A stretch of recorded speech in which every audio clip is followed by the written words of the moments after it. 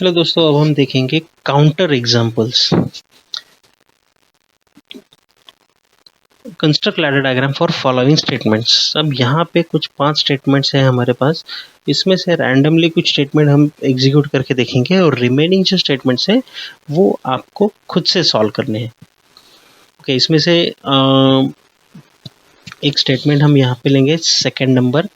If main switch is on then motor 1 is on for 5 second. After that, motor 2 is on for 7 seconds. Repeat this process 3 times. Okay, तो motor 1 और motor 2 ये दो outputs हैं हमारे पास। अगर main switch हम on करते हैं तो मोटर 1 ऑन होगा 5 सेकेंड के लिए, उसके बाद मोटर 2 ऑन होगा 7 सेकेंड के लिए, और इस प्रोसेस को हमें 3 टाइम्स रिपीट करना है। तो यहाँ पे हमें समझ में आ रहा है डिले, यहाँ पे 2 डिले मतलब 2 टाइमर्स आएगा, और 3 टाइम्स, 4 टाइम, 5 टाइम्स, 6 टाइम्स। अगर इस तरह से कुछ स्टेटमेंट है हमारे पास तो हमें समझ में आना चाहिए कि वहाँ पे हमें काउंटर यूज़ करना है। तो आइए देखते हैं कि सॉफ्टवेयर में इसका एग्जीक्यूशन कैसे होगा। तो सॉफ्टवेयर फर्स्ट ओपन करते हैं, मेन स्विच,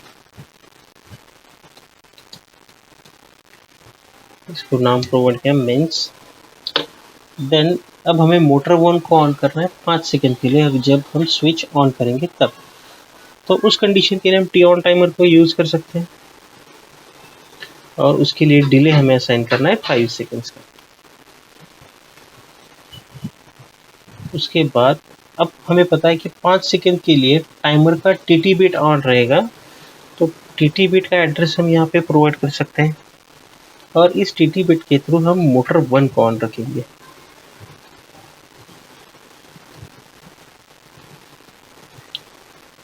तो यहाँ पे आ गया हमारा मोटर 1। अब 5 सेकेंड के बाद हमें दूसरा टाइमर या फिर दूसरा आउटपुट ऑन करना है, मोटर 2, वो ऑन होगा 7 सेकेंड के लिए। मतलब जो दूसरा टाइमर है वो फर्स्ट टाइमर का डिले काउंटिंग कंप्लीट होने के बाद वो ऑपरेट होना चाहिए। इसलिए फर्स्ट टाइमर का जो डन बीट है, जो डिले काउंटिंग कंप्लीट होने के बाद ऑन होने वाला है, वो हम यहाँ पे यूज कर सकते हैं as a input for second timer. तो सेकेंड टाइमर भी हमारा टी ऑन टाइमर ही होगा, उसका एड्रेस और उसका डिले 7 सेकेंड तक का, और इसके टीटी बिट के थ्रू हम मोटर 2 को ऑन करेंगे। सो T4.1/TT, और यहाँ पे मोटर 2 के लिए एड्रेस। ओके, अब इसको रिपीट करना है। रिपीटेशन प्रोसेस हमने टाइमर एग्जांपल पे हमने देखा है कि अगर हमें इसको रिपीट करना है तो फर्स्ट जो टाइमर है हमारा, उसके इनपुट को हमें ऑपरेट करना है, मतलब उसको टॉगल करना है, उसको बंद करके वापस स्टार्ट करना है। तो उस प्रोसेस के लिए वो प्रोसेस हमें कब करना है, जब ये इस टाइमर का डिले काउंटिंग कंप्लीट हो जाएगा। टाइमर का डिले काउंटिंग कंप्लीट होने पर डन बिट ऑन होता है, तो उस डन बिट का एनसी कॉन्टैक्ट हम यहाँ पे यूज कर सकते हैं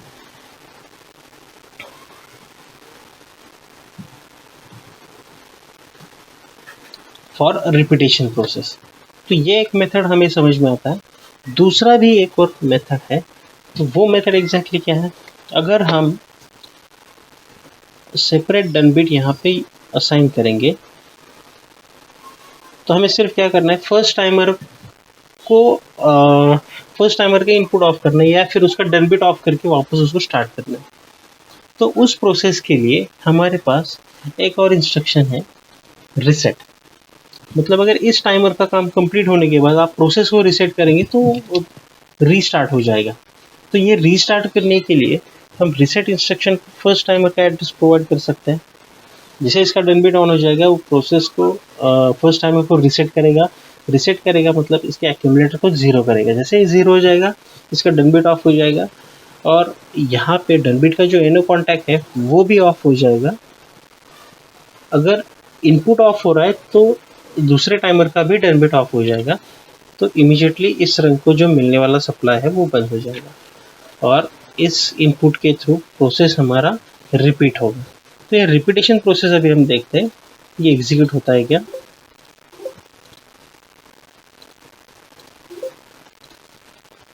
ओके, फर्स्ट टॉगल बिट, जैसे इनपुट ऑन किया डिले काउंटिंग स्टार्ट हो गया, मोटर 1 5 सेकंड के लिए ऑन है। उसके बाद मोटर 2 ऑन हो चुका है 7 सेकंड के लिए, और 7 सेकंड के बाद ये इसको रीसेट करेगा। जैसे रीसेट किया फर्स्ट टाइमर ऑफ होके वापस ये ऑन हो चुका है, प्रोसेस हमारा रिपीट हो चुका है। यहाँ पे 7 सेकंड के बाद वो वापस फर्स्ट टाइमर को रीसेट करेगा। ओके, तो ये रिपीटेशन प्रोसेस हमारा चल रहा है, ये कंटिन्यूस चलेगा जब तक इनपुट ऑन है। लेकिन हमारे टास्क में क्या है कि हमें इस प्रोसेस को 3 बार रिपीट करना है। सो 3 बार रिपीट करने के लिए हमें यूज़ करना पड़ेगा काउंटर। तो काउंटर को एड्रेस हम प्रोवाइड करेंगे और उसको 3 बार रिपीट करना है, इसलिए प्रीसेट हमारा 3 आएगा। अब इस काउंटर को इनपुट क्या हमें प्रोवाइड करना है ये हमें समझ में आना चाहिए।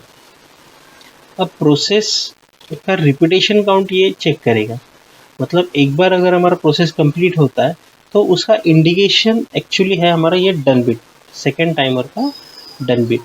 अगर ये ऑन हो गया तो इसको एक पल्स मिलेगा, ये इमीडिएटली ऑफ हो रहा है, मतलब ये सिर्फ एक पर्टिकुलर ड्यूरेशन के लिए ऑन रहेगा और बाद में ऑफ हो जाएगा।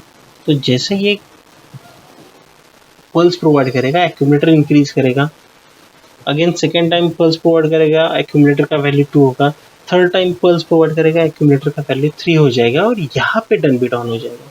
अगर इसका डन बिट ऑन हो रहा है तो इसके डन बिट से हम प्रोसेस को पूरा स्टॉप करेंगे। तो प्रोसेस को पूरा स्टॉप करने के लिए उसका डन बिट, काउंटर का done bit as a NC contact हमारे फर्स्ट टाइमर को हम अटैच कर सकते हैं।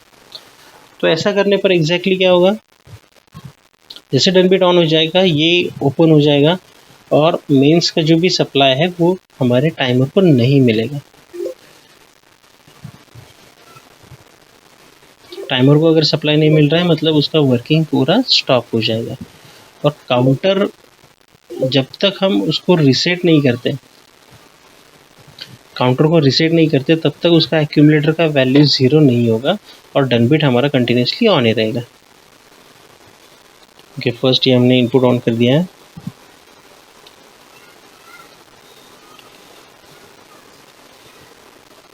ओके, अब 7 सेकंड के बाद ये पल्स मिलेगा और इसका वैल्यू 1 हो जाएगा। ये देखो 1 हो गया।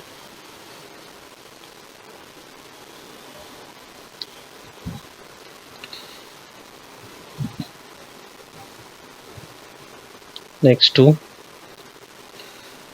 अब तीसरे प्रोसेस के कंप्लीट होने के बाद इमीडिएटली ये जो डन बिट है ये ओपन हो जाएगा, ये 7 6।